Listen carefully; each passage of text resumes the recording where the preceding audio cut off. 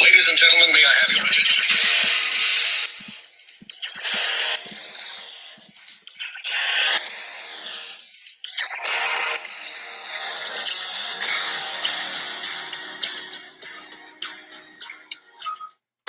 Hello, ladies and gentlemen, and welcome to the Draft Thoughts for Action Figure Wrestling, the Carnage brand edition.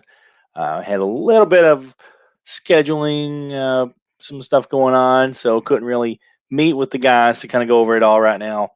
But know that we are working very, very hard to get everything up and going here on Arians to start month one coming up. We're going to do a couple little house show test runs this week. Or maybe not this week, but here in the next little bit. So working on a title for those. So if you may has one, holler at us. I am the El Presidente of the Carnage brand. My name is Jerry Cook, the major brawler, one of the major dads of the Major Wrestling Figure podcast. That's something that's going to catch on. You just wait. That's a thing. It's more than just an old 80s sitcom. So we will get there, but don't worry.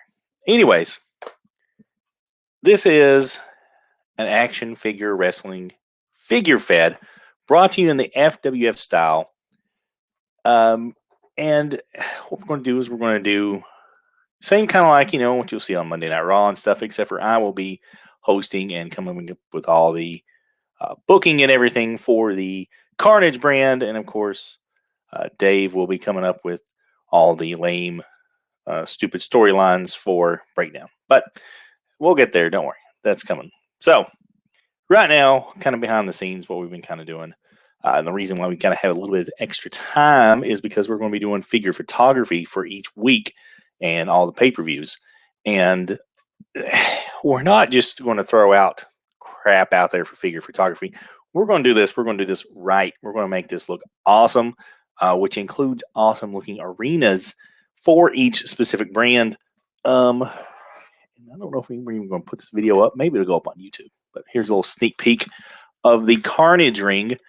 It is yellow, which is true story. What happened was randomly on Facebook Marketplace, I saw this yellow Mattel ring and thought this was just awesome looking. So I grabbed it, not knowing what I was ever going to do with it.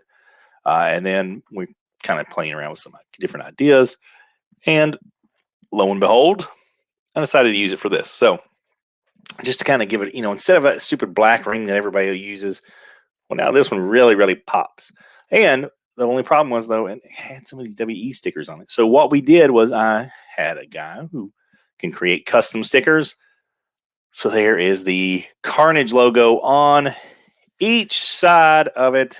So it is now an actual AFW Carnage ring specific to this. Also back here is my entranceway.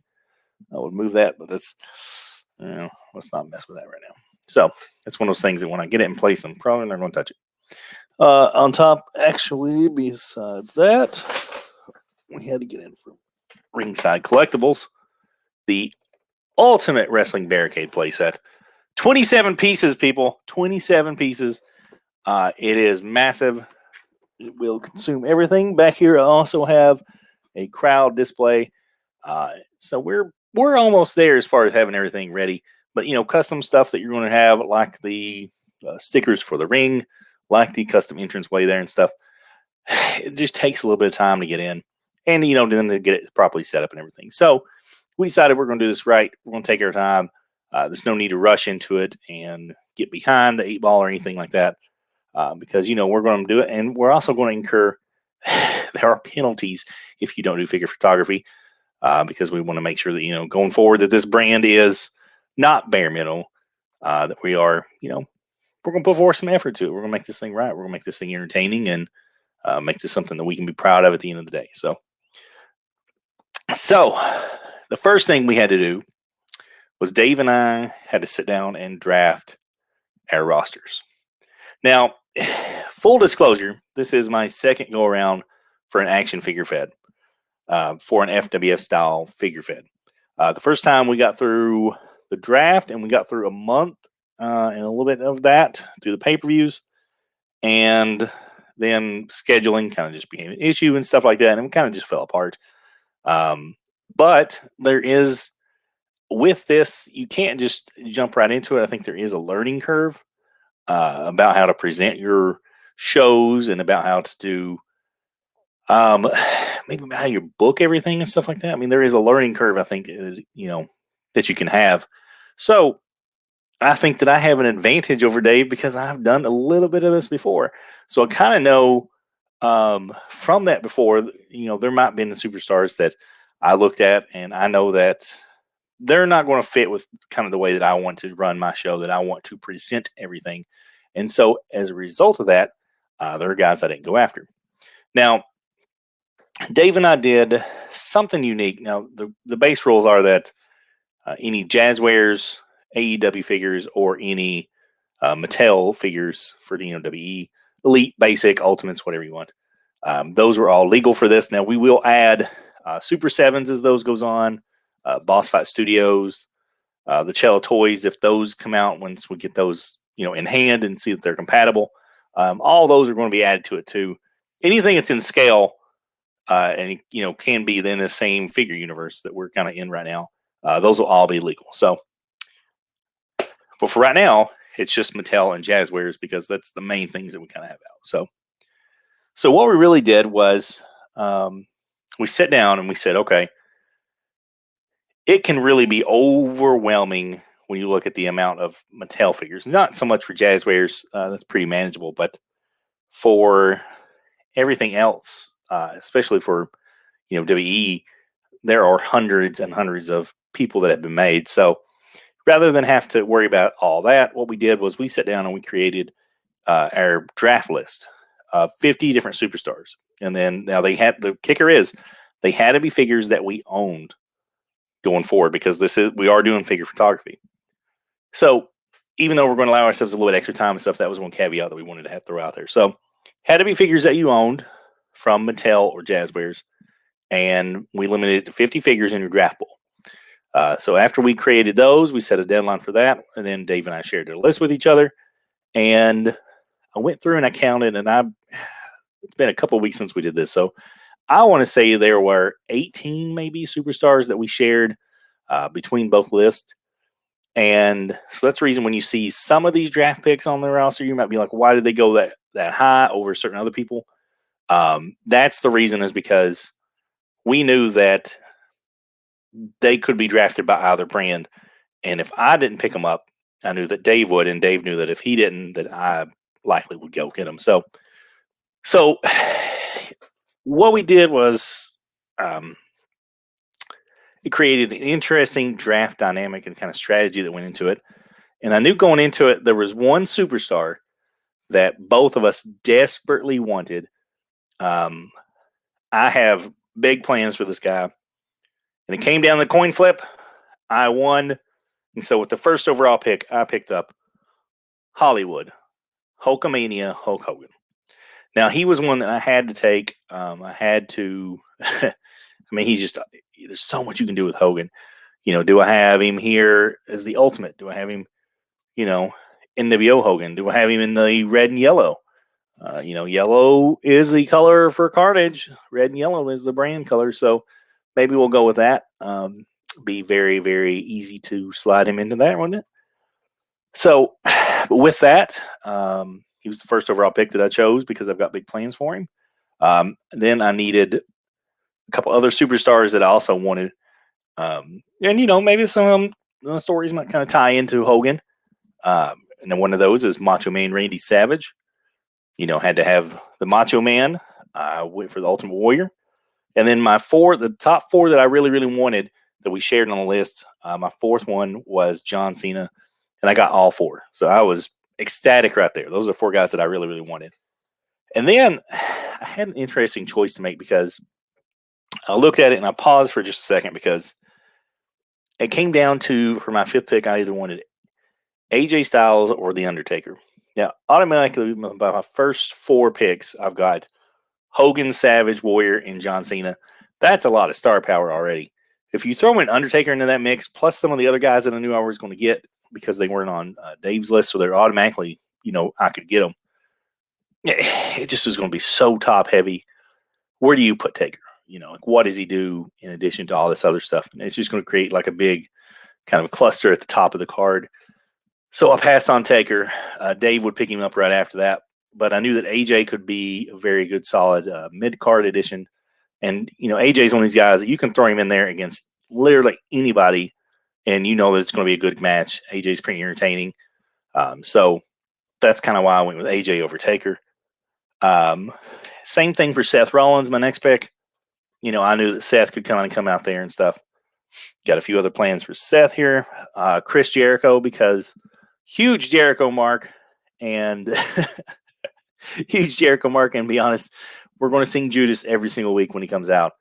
That's just an idea that I had, because who doesn't love that song?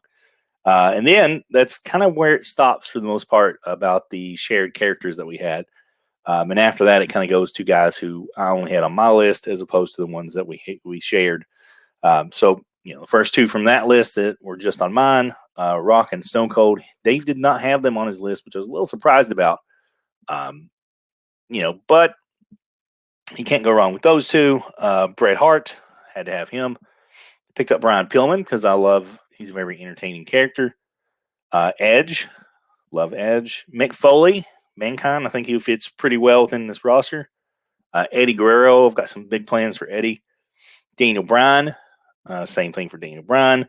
The Fiend, I think The Fiend can be, when he's booked right, and he's not jobbing to Goldberg in Saudi Arabia, I think he's going to be great.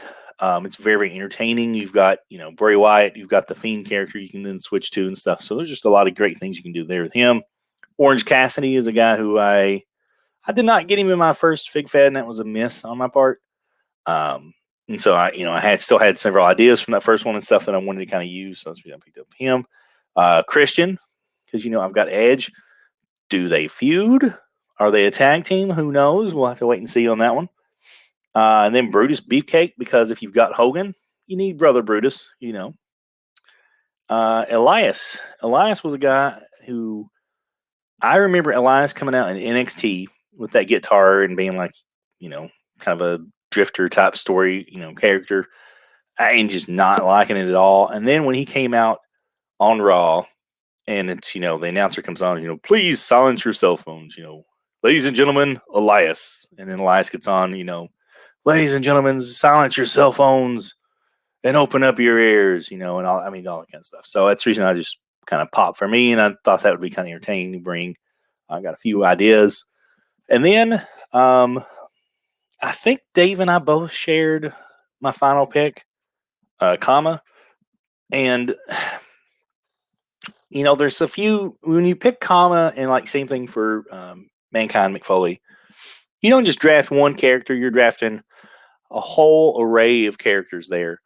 So, I've got some options now. In full disclosure, I do have the Kama Mustafa and I do have Papa Shango. I don't have the Godfather figure yet, so he's really pricey. So I've got to really, really be sold on a storyline before I go out and hunt that figure down. And maybe I will in the future, but definitely month one, for the foreseeable early future and stuff, Kama will be Kama Mustafa, the Supreme Fighting Machine. So, but that figure is just came out. I didn't think we'd ever get that figure. Love that we got it. I mean, just so toyetic. And just something that I really, really love. So I was kind of really glad to get that in as my final pick. And, like I said, it's a guy who I got some good ideas for going forward. And we'll kind of see, I don't know if we'll have him long term. Maybe, but for the first thing, we've got some ideas for him. And that's one thing also with all these characters and stuff, you can't just have guys clogging up a spot on your roster if they're not going to be doing something. So you kind of have to have ideas about how you're going to use people on things. So when you're going into it, you really have to have thoughts, going and stuff about, I'm drafting Stone Cold. I've got plans for Austin. I've got plans for Rock. I've got plans for Hogan, Macho Man, Warrior, and you gotta have to have that going into it, especially for the draft, because if not, you're going to end up with a roster of guys who aren't going to work together properly, and the storylines aren't going to flow together, and it's just going to not be very entertaining for anybody. So now let's look at since we looked at the A show. Now let's look at the B show. The show that comes to you live every week from a bingo hall, live from the local armory, because that's all I can really afford, probably for the most part. With this roster, they're not going to be bringing in anything. I got the talent on mine. I got the all-stars. Paul Ellering, that general manager, he drafted a bunch of misfit toys over here and stuff. But hey, we will see what Dave can do with these guys. So let's see. Let's start off. His first pick. Now he went for Jeff Hardy. I got the first overall pick. He would have taken Hogan if he could have got him. But since I got Hogan, then he had to switch it up a little bit. So he went with Jeff Hardy. Luchasaurus. Luchasaurus was a guy that I wanted. I just had envisions of Hogan calling him a big stinky lizard and calling him Godzilla and stuff. That kind of popped me. So that would have been my idea if I'd went there. But obviously I didn't get him, so it didn't matter. Kenny Omega. Kenny was in my first Fig Fed. He was a high draft pick of mine, but then I had a hard time booking Kenny. I just didn't really know what to do with him and stuff. So, even though he was at the top of the card for me, it's just kind of a hard one to work with sometimes. So that's the reason I avoided Kenny this time around, and I'll let Dave get him. HBK, Razor Ramon, and then he, of course, picks up Taker right after that. Darby's a guy that, I would have taken. He was on my list. Diesel, Triple H, they're both on my list too. Jungle Boy. So when he hits Diesel and Triple H, that finishes up for him the Click. Now, there was a moment, Dave had his stage set up and was taking pictures of his. We both did video photography for the draft. I don't think I've actually released all mine just yet because I wanted to let the draft kind of get out there for a bit before I posted over the spoilers. But he messed up when he had Razor because he would have the figure ready to go for his next pick, and he had the camera on it and forgot to switch it off. So when he comes back to my pick, I see that his next one is going to be Razor. And if I wanted to hate draft right there, I could have picked up Razor, but then I would have had Razor probably without Diesel, without Triple H or Shawn, and what would I have done with him at that point, I guess, maybe I could have done some kind of NWO angle with him and Hogan, and, I had like two of them there together, but I chose to, I thought about it for a split second, and then my thought process was, at the end of the day, I want both shows. I do want both shows to succeed and be entertaining because, long term, then that gets more people listening to it, gets more people entertained by the product, and then it also inspires us to keep going and going with this longer, long term. So that's the reason I kind of let him have the Click. I got, the guys that I really wanted. And so, the Click needs to be together, and that's something that, we'll kind of see what he can do with it. Hopefully, they run this business, they run everything. We'll see. So after he got the Click, he then picked up Jungle Boy. If you've got Luchasaurus, that completes that tag team right there. Why not? Kurt Angle, solid wrestler, very entertaining on the mic. So there's lots of stuff you can do there. Doink can be very funny. Lots of silly gimmicks and stuff you can do there. Hurricane, same kind of thing. Penta was another, you can do the line every week and that's going to pop people. Jake the Snake. If David can do the promos like Jake, then that's going to be awesome because, Jake's promos are great. Hawk and Animal. And he's got Matt Hardy, Ray Phoenix, and Rey Mysterio. So I'm going to give the edge on tag teams to Dave. Dave definitely has a lot of tag teams now. Just because you only see a handful of tag teams over here doesn't mean I don't have them on my roster. I do have an idea about some tag teams that I'm going to make. Sometimes there's a couple of these I need to draft another part to a tag team that I'm going to make. Some of these are not established tag teams that you're going to see and stuff. But then we also had two secret picks, and I'm very excited about my two secret picks. I can't say much more about them. They're surprises. They will be on show 1. So episode 1, you will probably find out 2 of mine. Full disclosure, we're working on a house show, just kind of like a trial run, kind of let everybody hear matches and stuff, kind of get our feet wetted before we go into these shows and things while we were still building our arenas. And we did go ahead and do I think they're secret to everybody else, but we did them.